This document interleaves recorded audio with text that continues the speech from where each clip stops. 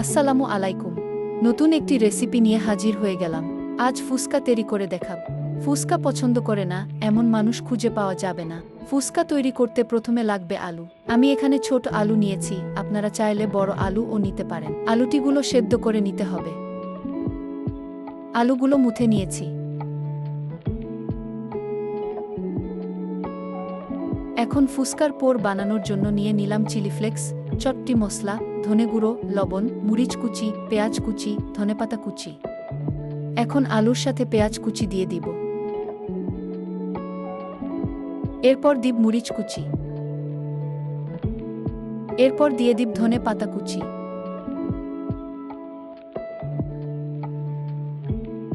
এরপর দিব আগে থেকে মেশানো মশলাগুলো। এরপর সবগুলো মেখে নিতে হবে।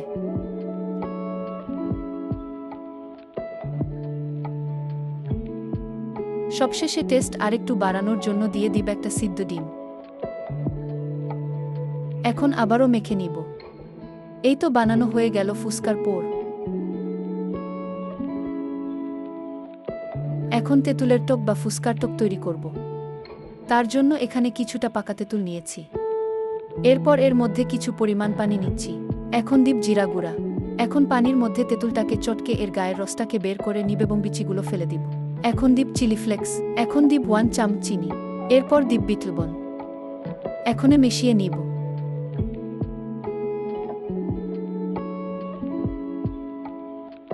আর নিয়েছি মিষ্টি দই। এখন ফুসকাগুলো বেজে নিব।